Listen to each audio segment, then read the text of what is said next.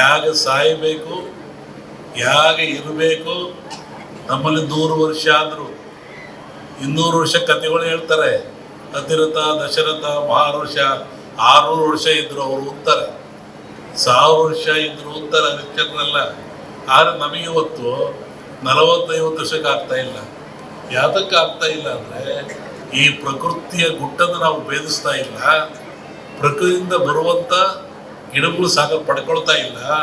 ಹಾಗಾಗಿ ಆಯುಷ್ಯ ಕ್ಷೀಣಿಸ್ತಾ ಇದೆ. ಕ್ಯಾನ್ಸರ್ ರೋಗಗಳು ಬಂದು, ಹೃದಯ ಬೇನೆಗಳು ಬಂದು. ಈ ನೀವು ದೇವಸ್ಥಾನಕ್ಕೆ ಹೋಗ್ತೀರಾ, ಅಲ್ಲಿ ಏನು ಕೊಡ್ತಾರೆ? ಹೂವು ಪ್ರಸಾದ ಕೊಡ್ತಾರೆ. ಅದನ್ನು ಏನು ಮಾಡ್ತೀರಾ? ಗಂಡಸು ಕಿವಿಗೆ ಇಟ್ಕೊಳ್ತಾನೆ, ಹೆಣ್ಮಕ್ಳು ತುರುಬಿಗೆ ಇಟ್ಕೊಳ್ತಾಳೆ. ನಾವೇನಂತೀವಿ? ಕಿವಿಗೆ ಹೂ ಬಿಟ್ಟ ನೀವು ಅಂತೀವಿ. ಕಿವಿಗೆ ಹೂ ಬಿಡ್ಕೊಂಬ ತಮಾಷೆ ಮಾಡ್ತೀವಿ. ಕಿವಿಗೆ ಯಾರಾದ್ರು ಹೂ ಇಟ್ಕೊಂಡು ಹೋದ್ರೆ ಅವ್ನು ದಡ್ಡ, ಅವನಿಗೇನು ಗೊತ್ತಿಲ್ಲ, ನೋಡಿ ಬಿಡ್ಕೊಂಬಂದನ ಕಿವಿ ಹೂವ, ಅವನು ದಡ್ಡಲ್ಲ. ಹೇಳೋರು ದಡ್ಡರು.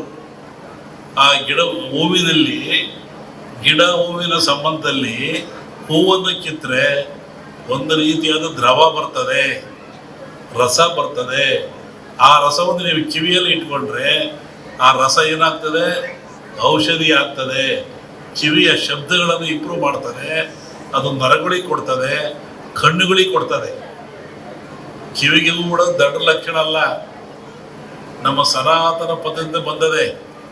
ನಾವು ದೇವರು ಧರ್ಮ ಅಂತ ನಂಬಿಸ್ಬಿಡ್ತೀವಿ ನಿಮಗೆ. ಅದಕ್ಕಿಂತ ಬದಲಾಗಿ ಹೂವನ್ನು ಕಿತ್ತು ಕಿವಿಲಿ ಇಟ್ಕೊಂತಾರಲ್ಲ, ಇಟ್ಕೊಳ್ಳೋದ್ರಿಂದ ಅಲ್ಲಿ ಉತ್ಪತ್ತಿ ಆಗತಕ್ಕಂಥ ದ್ರವ ರಸ ಮನುಷ್ಯನಿಗೆ ಬಹುಪಯೋಗಕಾರಿ. ಕಿವಿ ಶ್ರವಣ ದೋಷ ಬರೋದಿಲ್ಲ. ಮತ್ತು ನರಗಳಿಗೆ ಮೆದುಳಿಗೆ ಹೋಗ್ತದೆ. ಅದು ಮೆದುಳಿಗೆ ಹೋದರೆ ಮೆದುಳು ಮೆಮರಿ ಕಮ್ಮಿ ಆಗೋದಿಲ್ಲ. ಕಣ್ಣುಗಳಿಗೆ ಬರ್ತದೆ ನರಗಳು, ಕಣ್ಣಿನ ದೋಷ ಬರೋದಿಲ್ಲ. ನಮ್ಮ ಹಿರಿಯರು ದಡ್ಡರಲ್ಲ, ಅವರು ಬುದ್ಧಿವಂತರು. ಪ್ರಕೃತಿಯಲ್ಲಿ ದೊರೆಯುವಂಥ ಪಕ್ಷಿಗಳನ್ನು, ಹೂಗಳನ್ನು, ಹಣ್ಣುಗಳನ್ನು ತಿಂದು ನೀವು ಬಾಳ್ರಪ್ಪ ಅಂದರು. ನಾವಿವತ್ತೇನಂತೀವಿ? ಟೀಕೆ ಮಾಡ್ತಾ ಇದ್ದೀವಿ. ಹೆಣ್ಣು ಮಗಳು ಹೂವನ್ನು ತುರುಗಿ ಮುಡಿತಾಳೆ, ಅಲ್ಲಿ ಬರುವಂಥ ಹೂವಿನ ವಾಸನೆ, ಆ ರಸ ಏನಾಗ್ತದೆ? ಪಶ್ಚಿಮ ಚಕ್ರ ಅಂತ ಆಗ್ತದೆ. ನಾವಿಗಳಲ್ಲಿ ಬರ್ತದೆ ಷಟ್ಚಕ್ರಗಳಲ್ಲಿ. ಪಶ್ಚಿಮ ಚಕ್ರ ಇಲ್ಲಿರ್ತದೆ. ಆ ಚಕ್ರದ ಮೇಲೆ ಆ ರಸ ಪ್ರಭಾವ ಬೀರ್ತದೆ, ಆ ವಾಸನೆ ಪ್ರಭಾವ ಬೀರ್ತದೆ, ಶಾಂತಿ ಬರುತ್ತೆ.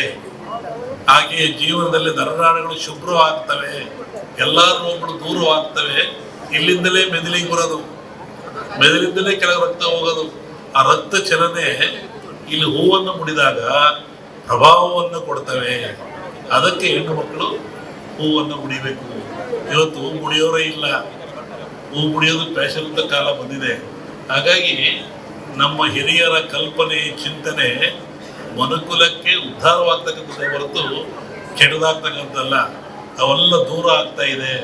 ನಮಗೆಲ್ಲ ಒಳ್ಳೆ ಹಾಸ್ಪಿಟ್ಲ್ ಬೇಕು, 5 ಸ್ಟಾರ್ ಹಾಸ್ಪಿಟ್ಲ್ ಬೇಕು. ದುಡಿತೀರಾ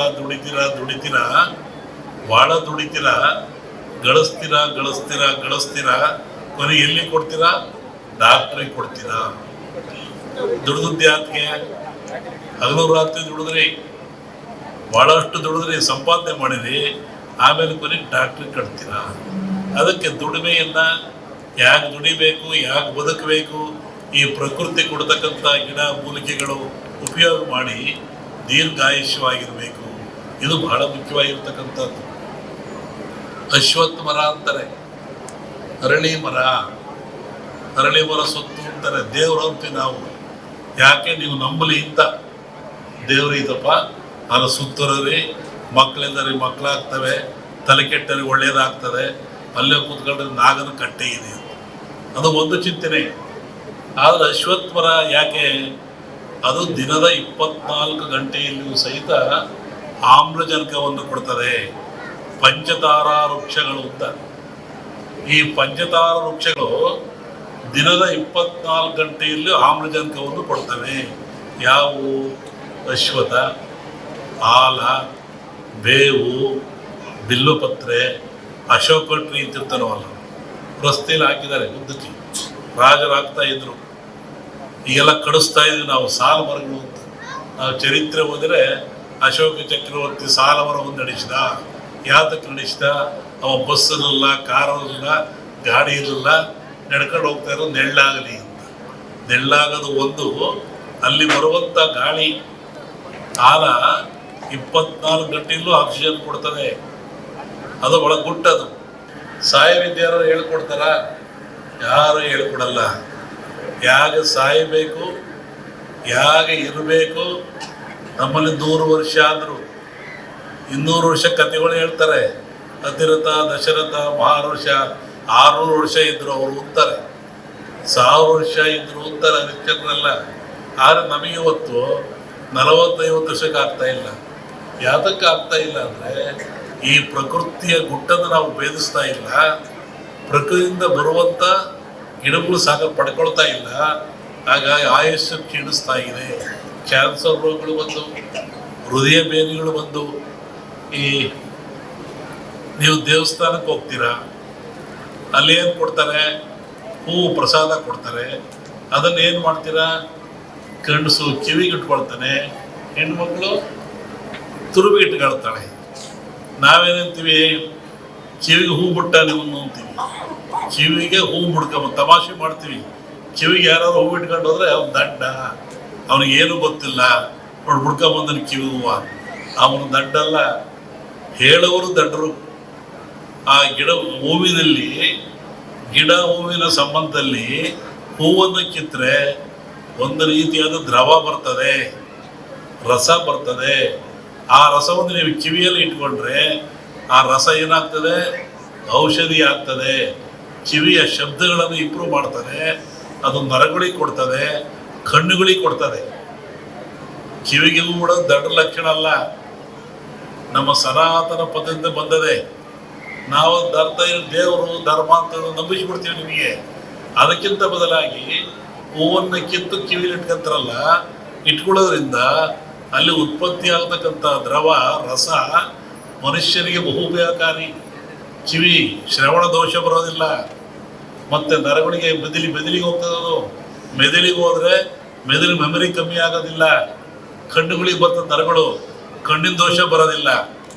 ನಮ್ಮ ಹಿರಿಯರು ದಡ್ಡರಲ್ಲ, ಅವರು ಬುದ್ಧಿವಂತರು. ಪ್ರಕೃತಿಯಲ್ಲಿ ದೊರೆಯುವಂಥ ಪಕ್ಷಿಗಳನ್ನು, ಹೂಗಳನ್ನು, ಹಣ್ಣುಗಳನ್ನು ತಿಂದು ನೀವು ಬಾಳ್ರಪ್ಪ ಅಂದರು. ನಾವಿವತ್ತೇನಂತೀವಿ? ಟೀಕೆ ಮಾಡ್ತಾ ಇದ್ದೀವಿ. ಹೆಣ್ಣು ಮಗಳು ಹೂವನ್ನು ತುರುಗಿ ಮುಡಿತಾಳೆ, ಮುಡಿತಾಳೆ. ಅಲ್ಲಿ ಬರುವಂಥ ಹೂವಿನ ವಾಸನೆ, ಆ ರಸ ಏನಾಗ್ತದೆ? ಪಶ್ಚಿಮ ಚಕ್ರ ಅಂತ ಆಗ್ತದೆ. ನಾವಿಗಳಲ್ಲಿ ಬರ್ತದೆ, ಷಟ್ಚಕ್ರಗಳಲ್ಲಿ ಪಶ್ಚಿಮ ಚಕ್ರ ಇಲ್ಲಿರ್ತದೆ. ಆ ಚಕ್ರದ ಮೇಲೆ ಆ ರಸ ಪ್ರಭಾವ ಬೀರ್ತದೆ, ಆ ವಾಸನೆ ಪ್ರಭಾವ ಬೀರ್ತದೆ. ಶಾಂತಿ ಬರುತ್ತೆ. ಹಾಗೆಯೇ ಜೀವನದಲ್ಲಿ ನರನಾಡಿಗಳು ಶುಭ್ರವಾಗ್ತವೆ, ಎಲ್ಲ ರೋಗಗಳು ದೂರವಾಗ್ತವೆ. ಇಲ್ಲಿಂದಲೇ ಮೆದುಳಿಗೆ ಬರೋದು, ಮೆದುಳಿಂದಲೇ ಕೆಳಗೆ ರಕ್ತ ಹೋಗೋದು. ಆ ರಕ್ತ ಚಲನೆ ಇಲ್ಲಿ ಹೂವನ್ನು ಮುಡಿದಾಗ ಪ್ರಭಾವವನ್ನು ಕೊಡ್ತವೆ. ಅದಕ್ಕೆ ಹೆಣ್ಣು ಮಕ್ಕಳು ಹೂವನ್ನು ಮುಡಿಬೇಕು. ಇವತ್ತು ಹೂ ಮುಡಿಯೋರೇ ಇಲ್ಲ. ಹೂ ಮುಡಿಯೋದು ಫ್ಯಾಷನ್ ಅಂತ ಕಾಲ ಬಂದಿದೆ. ಹಾಗಾಗಿ ನಮ್ಮ ಹಿರಿಯರ ಕಲ್ಪನೆ, ಚಿಂತನೆ ಮನುಕುಲಕ್ಕೆ ಉದ್ಧಾರವಾಗ್ತಕ್ಕಂಥದ್ದೇ ಹೊರತು ಕೆಟ್ಟದಾಗ್ತಕ್ಕಂಥದ್ದಲ್ಲ. ಅವೆಲ್ಲ ದೂರ ಆಗ್ತಾ ಇದೆ. ನಮಗೆಲ್ಲ ಒಳ್ಳೆ ಹಾಸ್ಪಿಟ್ಲ್ ಬೇಕು, 5 ಸ್ಟಾರ್ ಹಾಸ್ಪಿಟ್ಲ್ ಬೇಕು. ದುಡಿತೀರಾ ಭಾಳ ದುಡಿತೀರಾ, ಗಳಿಸ್ತೀರಾ. ಕೊನೆಗೆ ಎಲ್ಲಿ ಕೊಡ್ತೀರಾ? ಡಾಕ್ಟ್ರಿಗೆ ಕೊಡ್ತೀರಾ. ದುಡಿದ್ಯಾತ್ಗೆ ಹಗಲು ರಾತ್ರಿ ದುಡಿದ್ರಿ, ಭಾಳಷ್ಟು ದುಡಿದ್ರಿ, ಸಂಪಾದನೆ ಮಾಡಿದ್ರಿ, ಆಮೇಲೆ ಕೊನೆಗೆ ಡಾಕ್ಟ್ರಿಗೆ ಕಟ್ತೀರಾ. ಅದಕ್ಕೆ ದುಡಿಮೆಯನ್ನು ಯಾಕೆ ದುಡಿಬೇಕು, ಯಾಕೆ ಬದುಕಬೇಕು? ಈ ಪ್ರಕೃತಿ ಕೊಡ್ತಕ್ಕಂಥ ಗಿಡ ಮೂಲಿಕೆಗಳು ಉಪಯೋಗ ಮಾಡಿ ದೀರ್ಘಾಯುಷ್ಯವಾಗಿರಬೇಕು. ಇದು ಬಹಳ ಮುಖ್ಯವಾಗಿರ್ತಕ್ಕಂಥದ್ದು. ಅಶ್ವತ್ಥ ಮರ ಅಂತಾರೆ, ಅರಳಿ ಮರ ಸುತ್ತು ಅಂತಾರೆ. ದೇವ್ರಂತೆ ನಾವು ಯಾಕೆ ನೀವು ನಂಬಲಿ ಅಂತ. ದೇವ್ರು ಇದಪ್ಪ, ಅದು ಸುತ್ತರಿ, ಮಕ್ಕಳಿಂದರಿ ಮಕ್ಕಳಾಗ್ತವೆ, ತಲೆ ಕೆಟ್ಟರಿ ಒಳ್ಳೇದಾಗ್ತದೆ, ಅಲ್ಲೇ ಕೂತ್ಕೊಂಡ್ರೆ ನಾಗನ ಕಟ್ಟೆ ಇದೆ. ಅದು ಒಂದು ಚಿಂತನೆ. ಆದರೆ ಅಶ್ವತ್ಥ ಮರ ಯಾಕೆ? ಅದು ದಿನದ 24 ಗಂಟೆಯಲ್ಲಿಯೂ ಸಹಿತ ಆಮ್ಲಜನಕವನ್ನು ಕೊಡ್ತದೆ. ಪಂಚತಾರ ವೃಕ್ಷಗಳು ಅಂತ. ಈ ಪಂಚತಾರ ವೃಕ್ಷಗಳು ದಿನದ 24 ಗಂಟೆಯಲ್ಲಿ ಆಮ್ಲಜನಕವನ್ನು ಕೊಡ್ತವೆ. ಯಾವುವು? ಅಶ್ವಥ, ಆಲ, ಬೇವು, ಬಿಲ್ಲುಪತ್ರೆ, ಅಶೋಕ ಟ್ರೀ ಅಂತಿರ್ತಾನವಲ್ಲ, ರಸ್ತೆಯಲ್ಲಿ ಹಾಕಿದ್ದಾರೆ ಉದ್ದಕ್ಕೆ, ರಾಜರು ಹಾಕ್ತಾ ಇದ್ರು. ಈಗೆಲ್ಲ ಕಡಿಸ್ತಾ ಇದ್ವಿ ನಾವು ಸಾಲ ಮರಗಳು ಅಂತ. ನಾವು ಚರಿತ್ರೆ ಓದಿದ್ರೆ ಅಶೋಕ ಚಕ್ರವರ್ತಿ ಸಾಲ ಮರ ಒಂದು ನಡೆಸಿದ. ಯಾತಕ್ಕೆ ನಡೆಸಿದ? ಅವ ಬಸ್ ಇರಲಿಲ್ಲ, ಕಾರ್ ಇರಲಿಲ್ಲ, ಗಾಡಿ ಇರಲಿಲ್ಲ, ನಡ್ಕೊಂಡು ಹೋಗ್ತಾ ಇರೋ ನೆಳ್ಳಾಗಲಿ ಅಂತ. ನೆಳ್ಳಾಗೋದು ಒಂದು, ಅಲ್ಲಿ ಬರುವಂಥ ಗಾಳಿ ಆಲ 24 ಗಂಟೆಯಲ್ಲೂ ಆಕ್ಸಿಜನ್ ಕೊಡ್ತದೆ. ಅದು ಬಹಳ ಗುಟ್ಟದು.